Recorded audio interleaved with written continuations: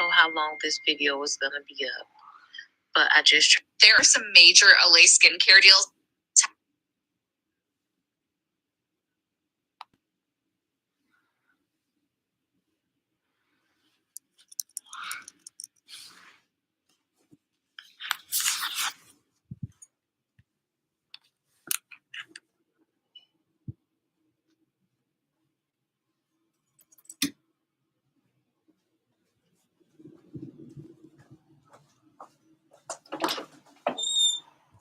Alice, can you go in there so I can do my live real quick?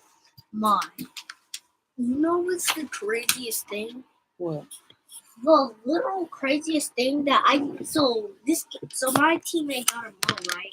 I was trying to break the wall and then I accidentally pickaxed him and that was the craziest moment. Okay, close the door. Alright. Thank you.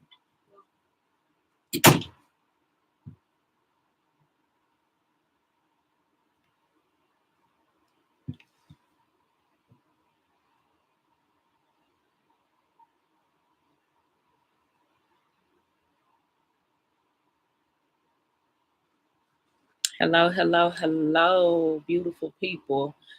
Sorry about the disconnect earlier. I had to start my live over because I was outside and it wasn't a great connection.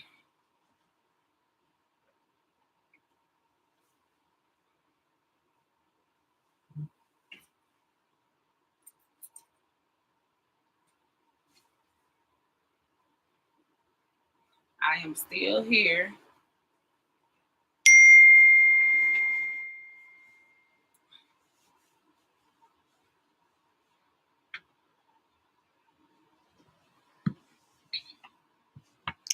I am still here. So yes, I had to start my live over because I had not such a great connection. And so it cut me off when I was outside because it was hot. And y'all know how these Apple products are. When they get hot, they want to shut down. And that's what happened.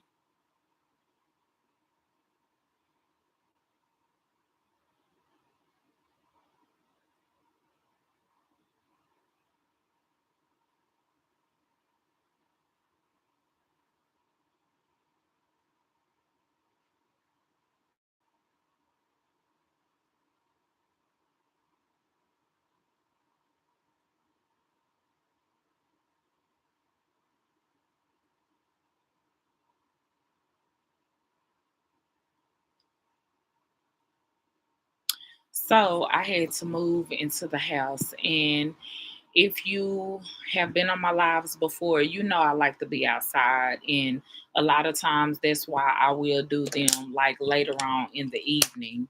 However, I have a lot of content that I have to push out today. I have another YouTube video that I have to post. I have a few YouTube shorts that I have to post. And then I got to move over to that clock app and work on my content over there. So that's why I'm going live a lot earlier on YouTube today.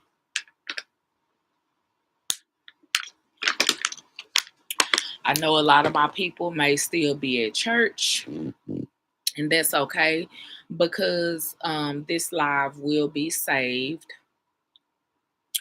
of course.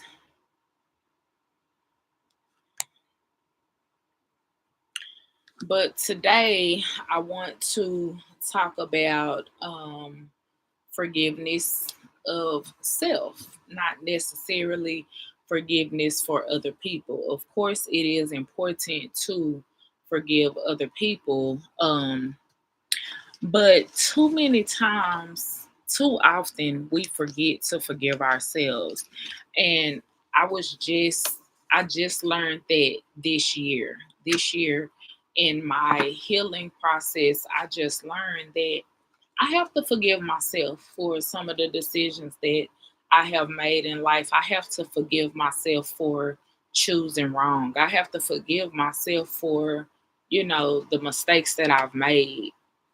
Um, and I can only forgive myself when I acknowledge those mistakes and I vow to not make those mistakes again. So um, I was thinking about that earlier, and that's what made me want to come and talk about that today. You know, um, a lot of people are dealing with depression, right? I have a cousin that actually committed suicide in 2018. And maybe it was 2019. Time has went so fast that I lost track of it. But not only did he, make the decision to take himself, but he also took his wife with him. Now, I'm still battling with that because I do not get what was going on, what could have possibly been going on that would cause him to do that. We had just lost our cousin, our older cousin, who is older than me, as well as he was older than my cousin who I'm speaking about. We had lost him to a heart attack. I believe he had a heart attack and he was maybe like mid 40s.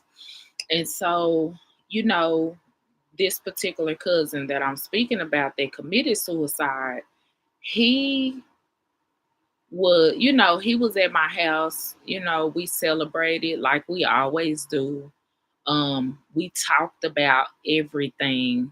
So I thought, like we always do.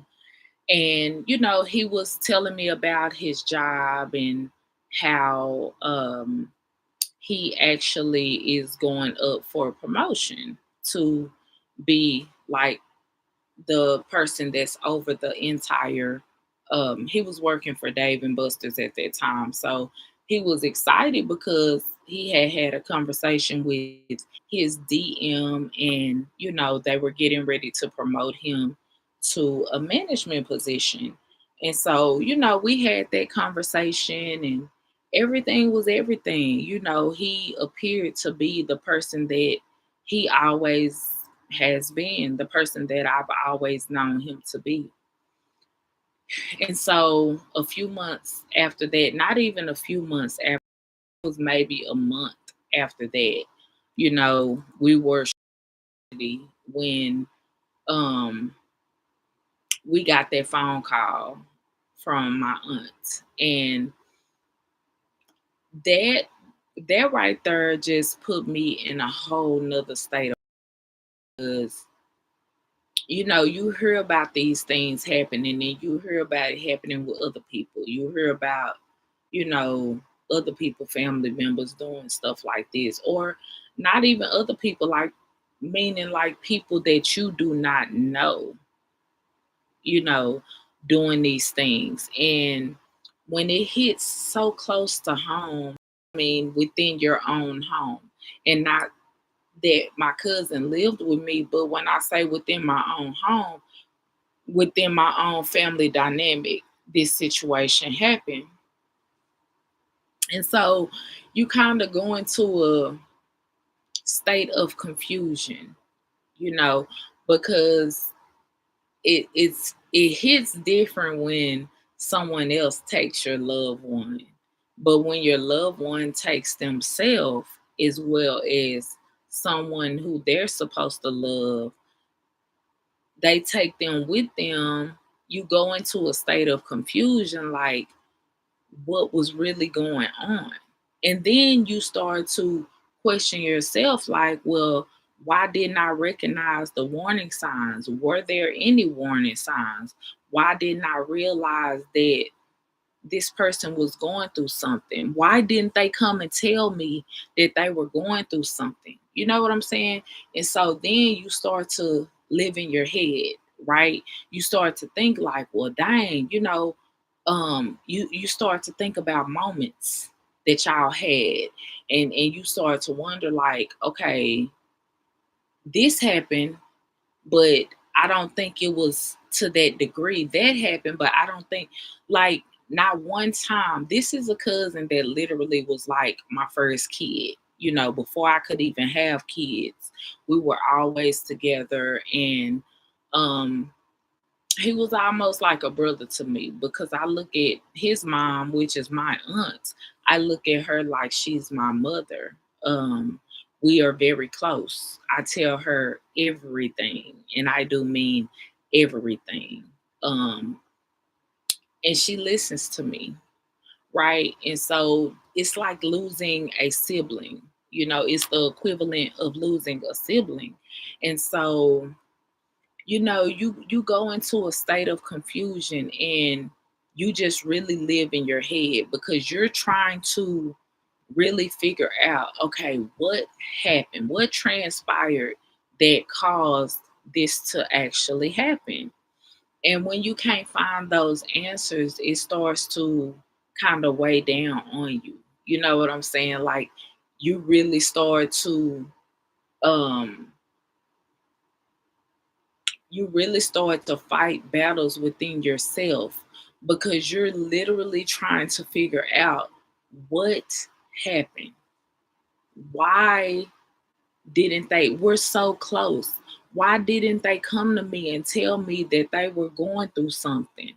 You know, why didn't I think to check on them? Which I always checked on this cousin. This cousin was always at my house, right? And then, you know, life goes on for you. So you tend to be able to deal with it a little bit more. Um, but you really never get over it. You really never come to a conclusion as to why, because this person is gone now, right? This person is gone. So the only person that can tell you why is them, right? But they're gone. So then you feel like, okay, I'm lost. I don't know what occurred. I don't know what snapped in, you know, this person's head to make them do this, you know, and you start to really, it starts to really weigh on you. And it could, you know, the way it weighs on you could vary because it just depends on who this person was to you, right? And you know, I have gotten past that part of my life. I really have. I got to the point to where I wasn't thinking about it as much. I got to the point to where I accepted what was. I accepted it, right? Um, but you still you never fully get over that. You never fully, you know, get over losing a loved one, especially committing suicide, right? And my heart really goes out to my aunt because I don't personally know what she deals with behind closed doors. You know, I don't personally know how it's affecting her. She has a good way of, you know, showing that she's okay. She has a good way of showing that she has accepted what has happened. However, I can't even fathom, right, something like this happening with one of my children. I can't even imagine. I don't even want to imagine being in that situation, right?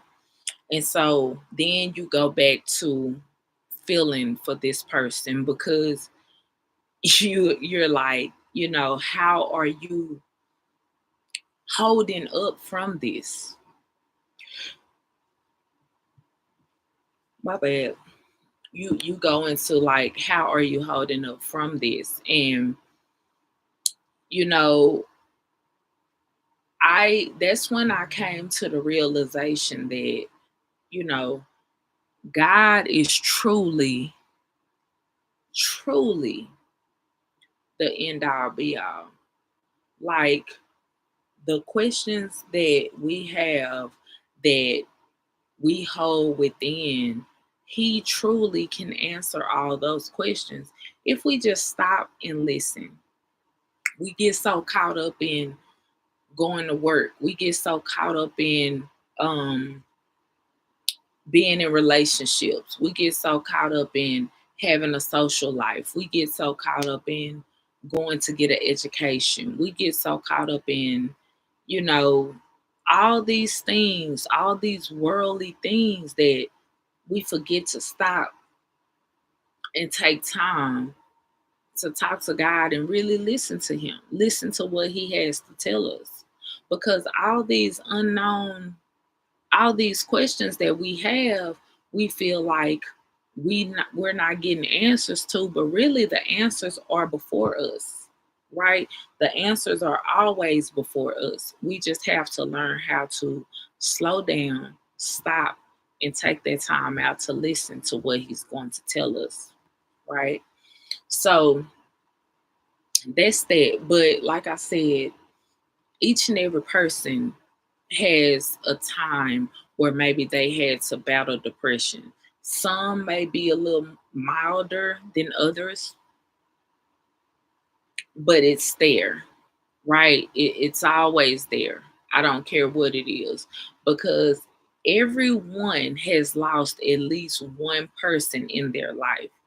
I will say that my family has been fortunate um, to not have so many losses.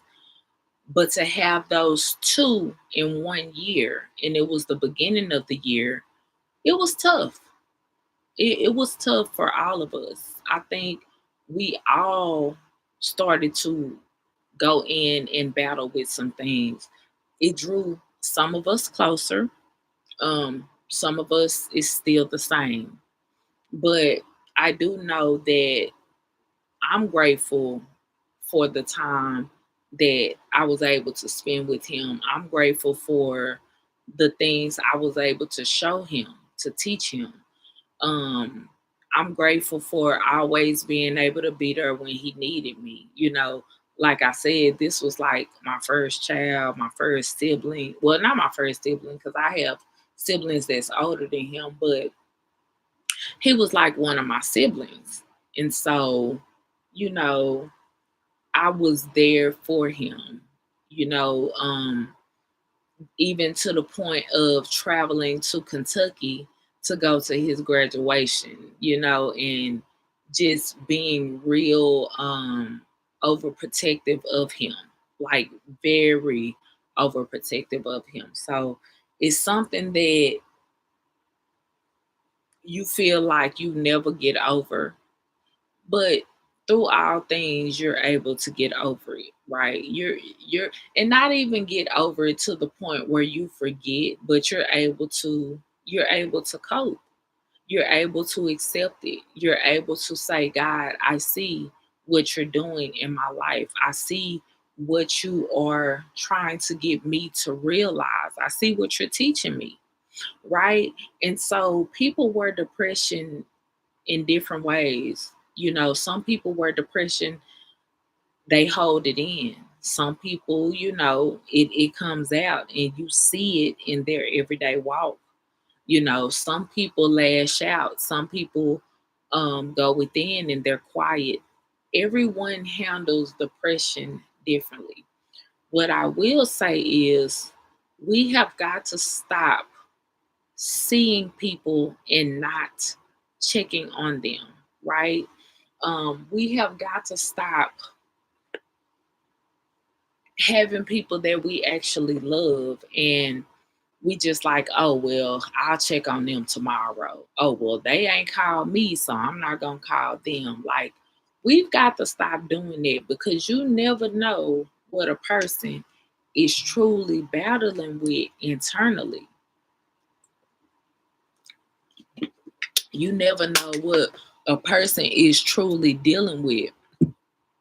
And although you might not have all the answers, just asking a person, hey, how you doing today? Um, how's your mental health? How are you feeling? How is work? How are your children? Just asking people those specific questions can help people to feel comfortable in opening up and sharing what's really going on with them. Because sometimes people don't feel comfortable with sharing because they don't think that they have that open door policy, and they don't think that people are going to welcome them in to express what they're going through. So a lot of times we need to open those doors and let people that we love know, hey, I'm here for you. I might be busy, but if you need me, call me, because I'm never too busy to stop what I'm doing to hear how you're feeling, especially if it will be the determination of you, doing something tragic that's going to take you away from the people that actually love you, right? Um, because sometimes, many times, people get lost in, like I said earlier, people get lost in society and what society says we have to be, who society says we should mirror. And we shouldn't be mirroring no one in society. We should look at the person in the mirror and try to be the best person that's in that mirror that we can be, right?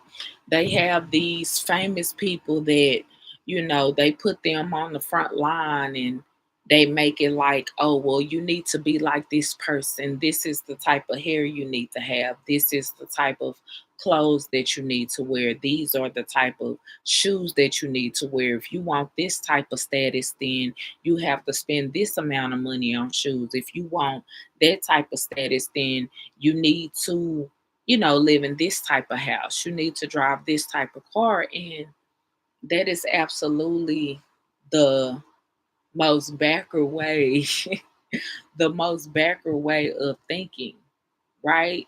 Materialism has become the new God. Okay. People are literally worshiping material things. And I'm not telling you who and how to worship God. I'm not telling you which God to worship, whatever is your choice. However, we have been programmed to worship material things and material people.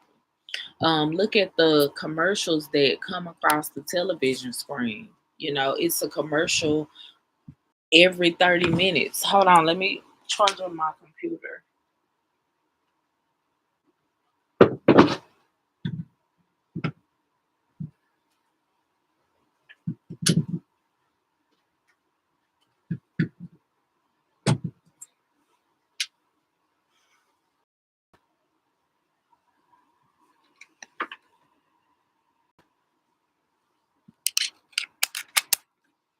There's a commercial that comes across the TV like crazy. And what is it advertising? Food.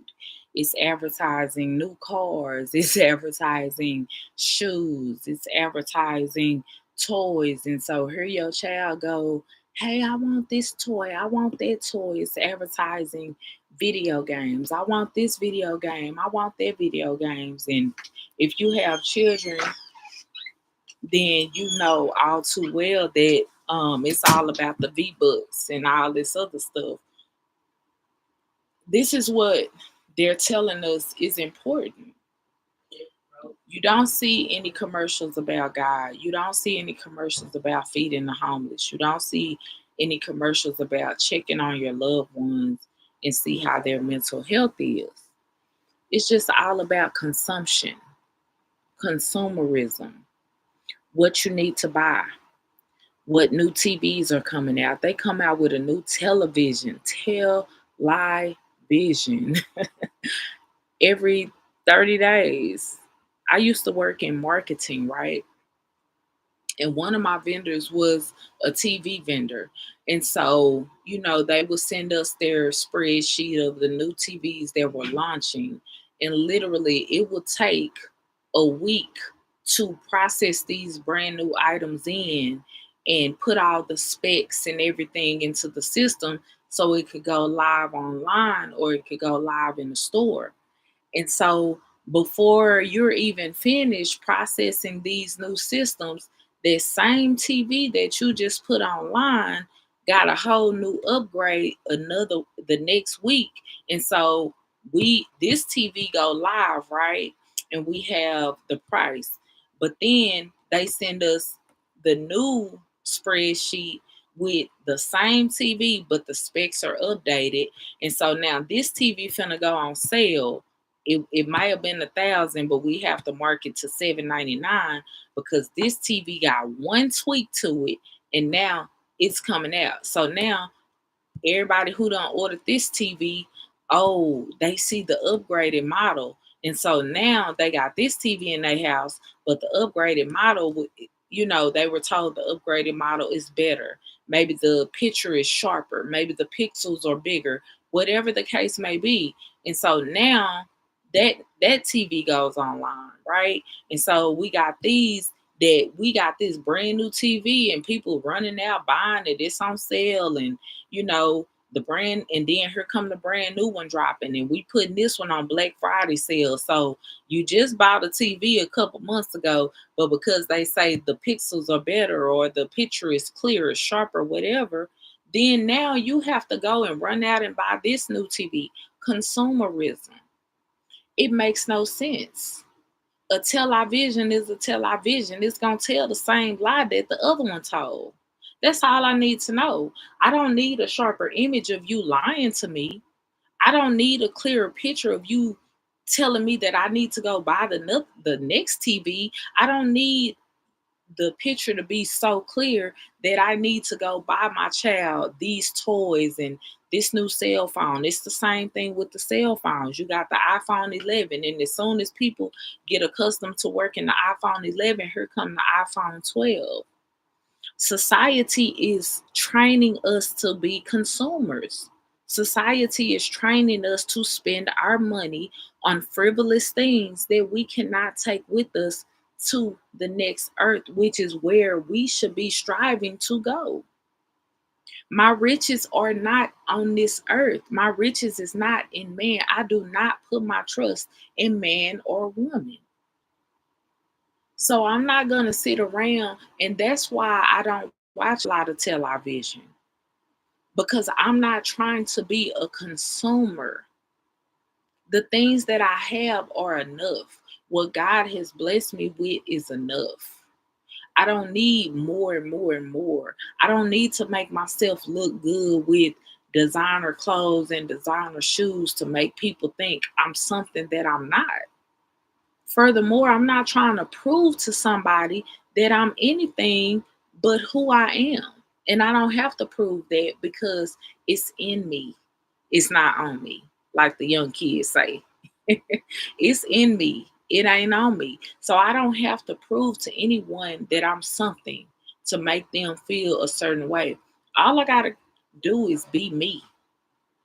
That's it. And once you get comfortable, once you get to a point to where you are appreciative of who the person you are, and you are steady striving to make that person a better person, not to impress you, not to impress this person, not for you to be like, oh, she drive this car, she got it going on. Because we know that a lot of these people who just buy stuff and collect things, we know a lot of times these people are genuinely not happy, right? People say money buys happiness. That is not true. Money does not buy true happiness. Money can make your life comfortable. I absolutely agree with that, right? But if you don't have true internal happiness, I don't care how much money you have, you're just going to be comfortable and depressed. You're just going to be comfortable in a broken person, which is where depression comes in. Now, just imagine if you have a jar, right? You have a jar, and well, let's just say you got a bottle of Coke. We all know what happens when you have a bottle of Coke and the top is on, and you just shake it up and you shake it up and you shake it up, right? You have to let that Coke sit. Depending on how much you done shook it up, you have to let that Coke sit for a while before you open it, because if you don't, it's going to explode, right? So we are the same way. If you just keep shaking a person up and shaking a person up, and they're bottling their emotions, they're bottling their feelings, they're not speaking up for how you're making them feel, they're not taking up for themselves and say, hey, I don't like the way you're treating me, I don't like the way you're talking to me. Then you keep that stuff bottled up. If that person does not explode outwardly, that person is going to explode inward. And a lot of times that's why people are losing their lives, because they're suppressing their true feelings. They're suppressing how they really feel, what they really think. They think no one cares about them. So they just suppress it. And then they try to hide their true feelings in things. And that's why shopping is an addiction. You think it's only drugs that are addiction? You think people only are addicted to food, drugs? No, shopping is an addiction. And you can kind of tell it's mainly women, right? It's mainly women. You can kind of tell when a woman is depressed, because you might think, oh, she got it going on. She has a new handbag every week. She has new shoes. She has a new car every 6 months. Her house is immaculate because it's filled with all these beautiful things. And ain't nothing wrong with fixing up your space and making it look good. But when you're doing it because you're hiding deeper emotions, that's when things start to really play out. You can only hide the way you truly feel for so long. It's going to come out. It's going to come out. What do you think pimples are? Right? What do you think, like I just said, the bottle of soda?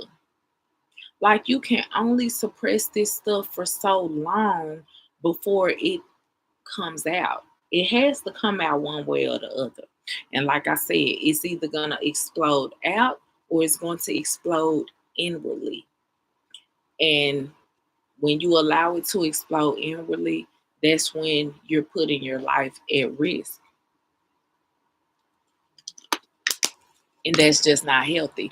And that's why they say women secretly die every day, because they hold in how they truly feel. See, society has a very, very strong arm on the Black woman. I mean, we get talked about by other races of women. We get talked about by other races of men. We get talked about by our own men. If you're a single mother, you get talked about. If you chose to walk away from a relationship for your own mental health, you get talked about. If if you stay with a man that you know you shouldn't be staying with because you're trying to make everything work and see the best in him, you get talked about. We get talked about whether we are damned, what they say, damned if you do, damned if you don't. People talk about us, but you know what? People talked about Jesus Christ. And I hate saying it. People talked about God. People talked about God, and he just kept showing up. He just kept showing out. And he didn't let what people were saying about him dictate how he moved. He didn't start changing up because people were talking about him. He didn't start switching up the clothes he was wearing because people were talking about his attire. He was unapologetically himself. So that's what we have to learn. We have to learn to be unapologetically ourselves. And that's it. And the faster we can learn to be unapologetically ourselves, the better off we'll be. The quicker we learn how to heal ourselves, the better off we'll be, and the better off our relationships with other people will be, right? Hurt people hurt people. And at the end of the day, it's like, how many people are you gonna hurt along your journey before you figure out, I really need to get myself together? I really need to get my head in order so that I can stop projecting my own insecurity upon people. Like, it really has to be a time that you stop in your life and you say, okay, if every time I'm addressing someone, or if every time I'm engaging with someone, there is a problem, let me stop and see if it's me. Why do I get into it with everybody that I come in contact with? Why does what people say to me trigger me? Why? You know what I'm saying? And then you have to stop and be like, is it me? When you are able to ask yourself that question, that's when you know it's time to do the work. Not keep being that way. Because sometimes some people will be like, okay, it's me, but it's just me. I'm comfortable, so everybody else got to fall in line. That don't make sense. It only makes sense to the person that does not want to do the dirty work, that does not want to go inside and address that inner child. That's the only person it makes sense to. But we have got to stop hurting people because we're hurt. We have got to stop getting involved with people, whether it's professionally, romantically, whatever the case may be.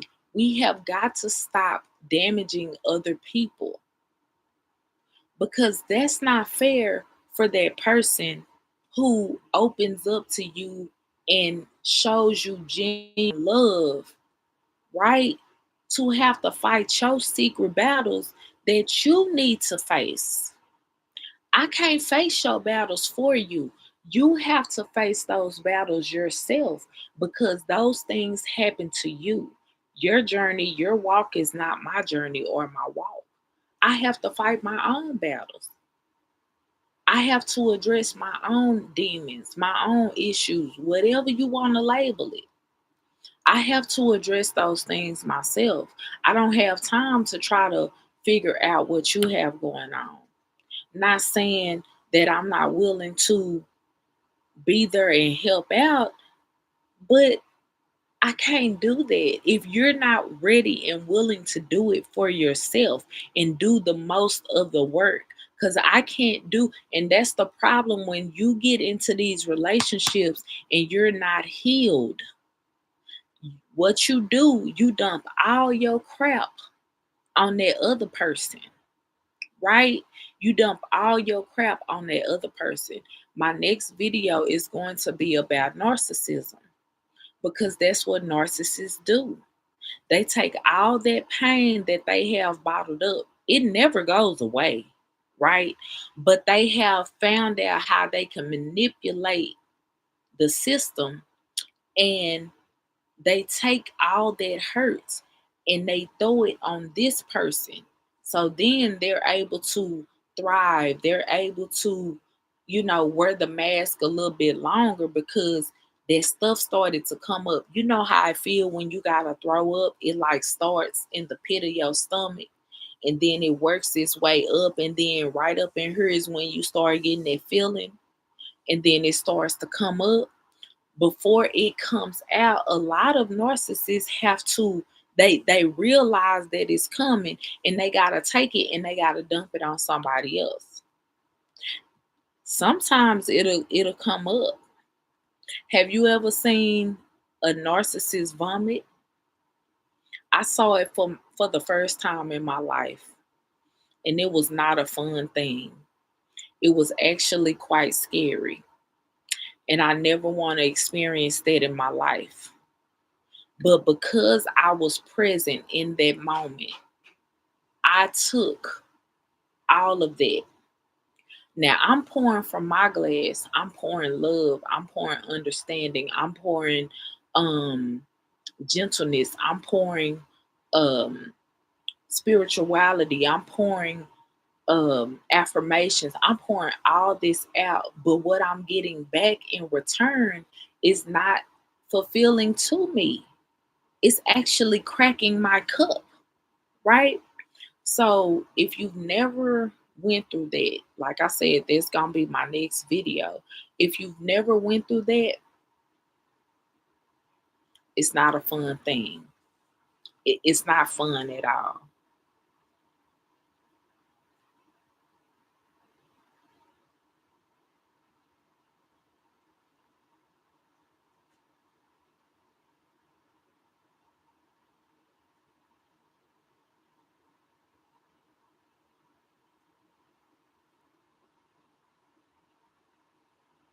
It's not a fun thing at all. So that was my message today. That was the download that I received from the universe that I needed to spread out. And I don't know who needed to hear that today, but I hope at least one person it resonates with you. Okay. God, thank you for today. Today is Sunday, September 22nd. Where has the time gone? The time has absolutely flown by. We can't keep up anymore. But God, thank you for allowing us to rise this day. Thank you for the love that you continue to show us. Someone didn't rise today. Someone wasn't able to rise up and see their children, to see their family. It was people that you call home to be with you. And although we mourn on this side, we are grateful for the things that you always pour into us, for the things that you always show us. And I just want to say today, thank you for my discernment. I didn't know what discernment was. I didn't know how to listen to you. But now I do know. And I am forever grateful for everything that you do for me, what you are doing for me, and what you will do for me. I love you so much. And I will continue to speak your word. Amen. I had to get that out. I know this live seems a little rushed, but like I said, I have a lot of content that I have to put out today. Um, I don't get a lot of free time, and so when I do get that free time, I try to make sure that everything that I need to say gets said, and everything I need to do gets done.